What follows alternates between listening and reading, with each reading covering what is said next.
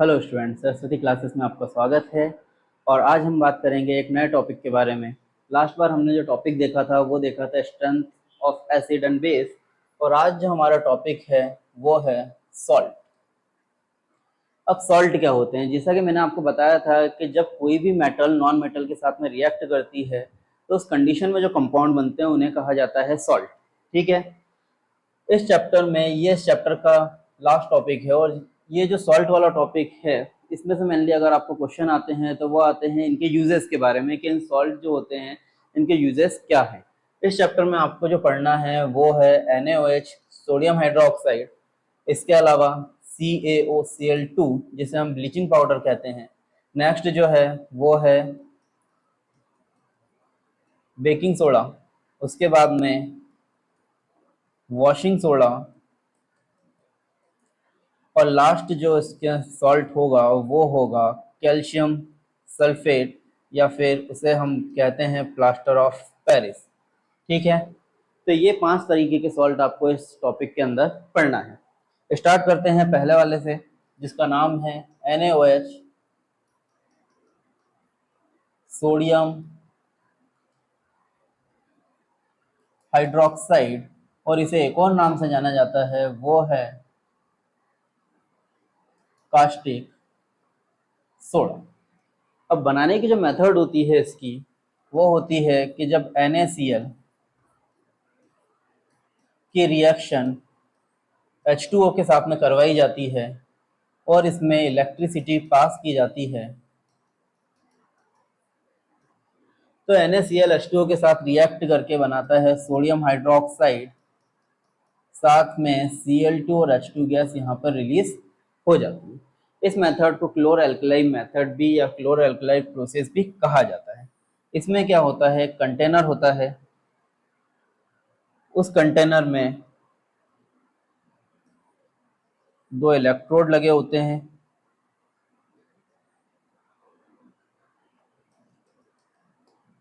Semi permeable membrane,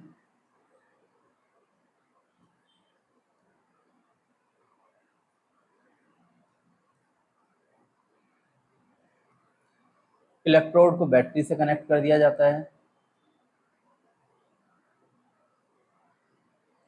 यहाँ पे positive charge, यहाँ नेगेटिव चार्ज, इसे नाम दिया जाता है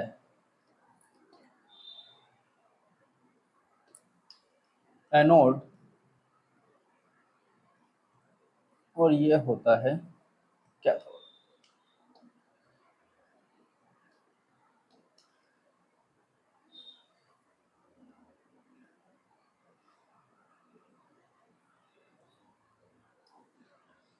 इसके अंदर सॉल्यूशन प्रेजेंट होता है,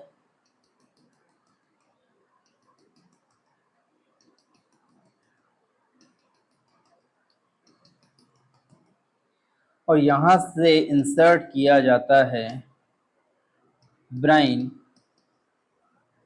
सॉल्यूशन। अब ब्राइन सॉल्यूशन क्या होता है, NaCl को जब वाटर के अंदर डिसॉल्व किया जाता है तो जो सॉल्यूशन बनता है उसे कहा जाता है ब्राइन सॉल्यूशन। जब ब्राइन सॉल्यूशन को इसके अंदर डाला जाता है और यहाँ पे H2O पहले से प्रेजेंट होता है, तो यहाँ पे क्या होता है, NaCl H2O के साथ रिएक्ट करता है। जैसे ही हम इलेक्ट्रिसिटी पास करते हैं तो यहाँ पर NaOH जो होता है वो ब्रेक डाउन होने लगता है Na positive plus OH negative में, और यहाँ पर जो H2O होता है वो ब्रेक डाउन होने लग जाता है H पॉजिटिव और OH नेगेटिव। सॉरी, यहाँ पे Cl,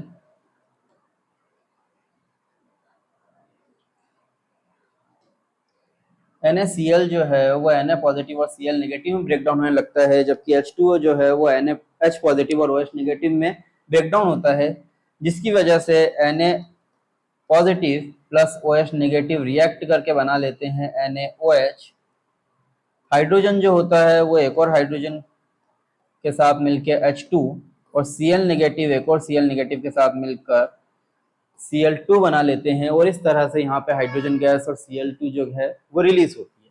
अब एनोड है तो यहाँ से रिलीज होती है क्लोरीन गैस, और ये कैथोड है तो यहाँ से रिलीज होती है H2 मतलब हाइड्रोजन गैस। इस सॉल्यूशन के अंदर आपको NaOH जो होता है वो लिक्विड फॉर्म में, एक्वस फॉर्म में देखने को मिल जाता है। अब NaOH के यूजेस की बात करें तो NaOH के यूजेस होते हैं सोप बनाने में, ठीक है। इसके अलावा इसका जो यूज होता है वो बहुत सारे केमिकल कंपाउंड्स के फॉर्मेशन में भी किया जाता है।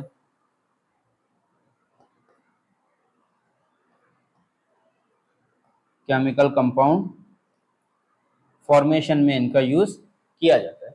यहाँ से जो हाइड्रोजन रिलीज होती है इसका यूज होता है फ्यूल के फॉर्म में, और साथ ही इसका यूज होता है फॉर्मेशन ऑफ अमोनिया में। Cl जो होता है इसका यूज किया जाता है पहले तो प्यूरिफिकेशन ऑफ वाटर में, वाटर के प्यूरिफिकेशन में इसका यूज होता है। इसके अलावा इसका यूज किया जाता है एज अ पेस्टिसाइड्स के फॉर्म में, इसका यूज एग्रीकल्चर में किया जाता है।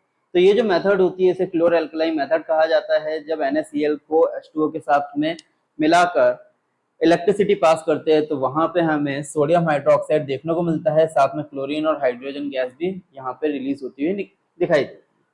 इस मेथड को क्लोरोअल्कलाइन मेथड कहा जाता है, और इस कंपाउंड के जो यूजेस हैं वो सोप इंडस्ट्रीज में होता है, केमिकल कंपाउंड फॉर्मेशन में इसका यूज किया जाता है। इसके अलावा अगर हम इसके यूजेस की बात करें तो एज अ स्ट्रॉन्ग बेस भी इसका यूज हम देखते हैं। नेक्स्ट जो आपको सॉल्ट देखने को मिल रहा है वो है CaOCl2, जिसे नाम दिया जाता है ब्लीचिंग पाउडर। इसका केमिकल नेम होता है कैल्शियम ऑक्सी क्लोराइड। बनाने की मेथड, जब कैल्शियम हाइड्रोक्साइड की रिएक्शन करवा दी जाती है क्लोरीन के साथ में, तो यहाँ पे 2 हाइड्रोजन और 2 ऑक्सीजन में से 2 हाइड्रोजन एक ऑक्सीजन के साथ मिलकर बना लेता है H2O। अब यहाँ पे बचता है सिर्फ कैल्शियम और एक ऑक्सीजन, वो इस क्लोरीन के साथ मिलकर बना लेता है ब्लीचिंग पाउडर या कैल्शियम ऑक्सी क्लोराइड। अब इसके यूजेस की बात करें तो इसका यूज किया जाता है किसमें, इसका यूज पहले तो टेक्सटाइल इंडस्ट्रीज में होता है। टेक्सटाइल मतलब कपड़ा इंडस्ट्रीज में इसका यूज किया जाता है। इसके अलावा इसका यूज जो है वो आग बुझाने में किया जाता है, कॉस्मेटिक्स में इसका यूज होता है। नेक्स्ट जो सॉल्ट आपको देखने को मिलता है वो है NaHCO3। नॉर्मली हम इसे बेकिंग सोडा कहते हैं, लेकिन इसका जो केमिकल नेम होता है वो होता है सोडियम हाइड्रोजन कार्बोनेट। तो इसको बनाने के लिए क्या किया जाता है, सोडियम क्लोराइड, अमोनिया, वाटर और कार्बन डाइऑक्साइड की रिएक्शन करवाई जाती है। जब ये रिएक्शन होती है तो यहाँ से सोडियम, यहाँ से एक हाइड्रोजन निकलता है और बना लेता है NaH। ये जो कार्बन है इसके साथ में 2 ऑक्सीजन और एक ऑक्सीजन यहाँ से, मतलब 3 ऑक्सीजन बना लेते हैं NaHCO3। साथ में क्या बचता है, यहाँ पे NH3 बच जाता है, यहाँ से एक हाइड्रोजन। ये सारे कंपाउंड जो हैं वो इसका वाले कंपाउंड में चले गए हैं, तो यहाँ पे सिर्फ 3 हाइड्रोजन, एक 4 हाइड्रोजन, और यहाँ पे बच जाता है Cl। तो उससे जो कंपाउंड बनता है वो होता है NH4Cl। अब ये जो बेकिंग सोडा है इसका यूज की अगर हम बात करें तो इसका यूज मेनली किया जाता है बेकिंग इंडस्ट्रीज में, केक बनाने में, ठीक है, पेस्ट्री बनाने में। इसके अलावा इसका हम यूज देखें तो एज अ एंटाएसिड मतलब एसिडिटी को कम करने में भी इसका यूज किया जाता है। इसके अलावा आग बुझाने वाले उपकरण बनाने में भी इनका यूज होता है। नेक्स्ट देखें तो वो आता है Na2CO3.10H2O, जिसे कहा जाता है वॉशिंग सोडा।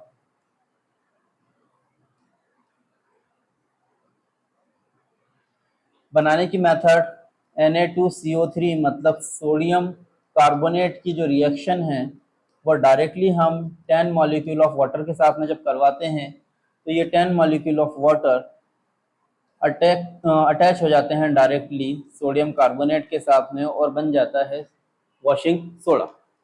अब इसके यूजेस की बात करें, वॉशिंग सोडा के यूजेस की, तो वॉशिंग ऑफ क्लॉथ, कपड़ों को धोने में इसका यूज़ किया जाता है। पेपर इंडस्ट्रीज में इसका यूज़ किया जाता है। और हार्ड वाटर को सॉफ्ट वाटर में कन्वर्ट करने के लिए इसका यूज़ किया जाता है। नेक्स्ट जो है वो है CaSO4 dot half H2O। Normally इसे कहा जाता है plaster of Paris. Chemical name अगर हम देखें तो इसका केमिकल नेम होता है कैल्शियम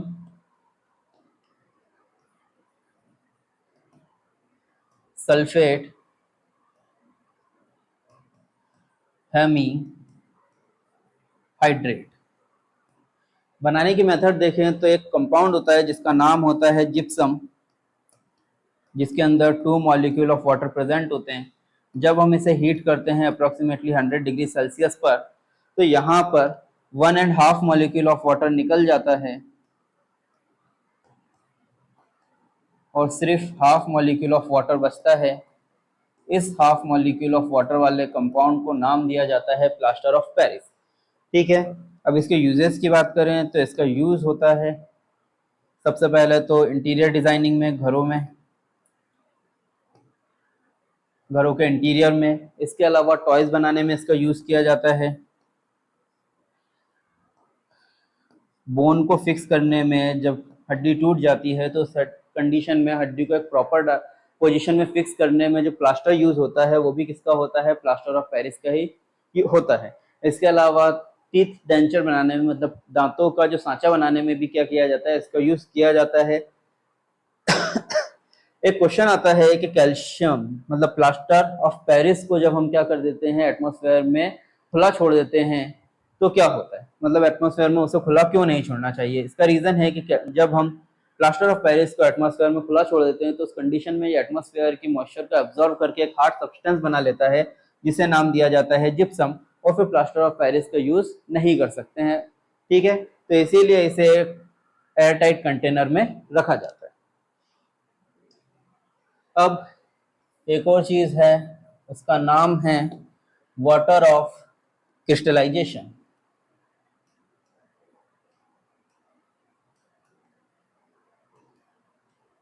वाटर ऑफ क्रिस्टलाइजेशन का मतलब क्या होता है कि कुछ ऐसे कंपाउंड होते हैं जो हमें देखने पे तो पूरे ड्राई दिखते हैं, सॉलिड फॉर्म में दिखते हैं, पाउडर फॉर्म में दिखते हैं, बट उसके अंदर कुछ ना कुछ अमाउंट में वाटर मॉलिक्यूल्स प्रेजेंट होते हैं। तो ऐसे वाटर मॉलिक्यूल जो किसी भी कंपाउंड में प्रेजेंट हैं बट वो अपनी प्रेजेंस को शो नहीं करते हैं, और जो कंपाउंड होता है, जो पाउडर होता है, वो पूरा आपको ड्राई स्टेट में ही दिखाई देता है। तो ऐसे वाटर मॉलिक्यूल्स को कहा जाता है वाटर ऑफ क्रिस्टलाइजेशन। एग्जाम्पल देखें तो FeSO4 मतलब फेरस सल्फेट जो होता है उसके साथ में 7 मॉलिक्यूल ऑफ H2O प्रेजेंट होते हैं। कॉपर सल्फेट की बात करें तो कॉपर सल्फेट के साथ में भी 5 H2O मॉलिक्यूल प्रेजेंट होते हैं। इसके अलावा प्लास्टर ऑफ पेरिस में देखें तो प्लास्टर ऑफ पेरिस में हाफ वाटर मॉलिक्यूल प्रेजेंट होता है। सोडियम कार्बोनेट जब 10 H2O के साथ में मिलता है तो बनाता है वॉशिंग सोडा। इसी तरह से अगर जिप्सम की बात करें तो जिप्सम के अंदर भी 2 H2O मॉलिक्यूल प्रेजेंट होते हैं। इसके अलावा अगर हम देखें तो फिटकरी तो आप सभी ने देखी होगी। फिटकरी में अगर हम देखें तो फिटकरी का जो फॉर्मूला होता है वो होता है K2SO4 डॉट Al2SO4 का होल थ्राइस डॉट 24 H2O। एक क्रिस्टल फॉर्म में जो फिटकरी होती है उसके अंदर भी कितने मॉलिक्यूल प्रेजेंट होते हैं, वाटर के 24 मॉलिक्यूल ऑफ वाटर प्रेजेंट होते हैं, लेकिन फिर भी वो हमें एज अ क्रिस्टल फॉर्म में, एज अ सॉलिड फॉर्म में, ड्राई फॉर्म में दिखाई देती है। तो ये जो वाटर मॉलिक्यूल्स होते हैं इन्हें कहा जाता है वाटर ऑफ क्रिस्टलाइजेशन। ठीक है बेटा, तो इसी के साथ में आपका सेकंड चैप्टर जो है क्लास 10 का एसिड बेस एंड सॉल्ट खत्म होता है। इस चैप्टर से रिलेटेड आपके जो भी कोई डाउट हो, क्वेश्चंस हो, वो पूछ सकते हैं आप कमेंट में। चैनल पे बने रहिए, लाइक करिए, सब्सक्राइब करिए। Thank you.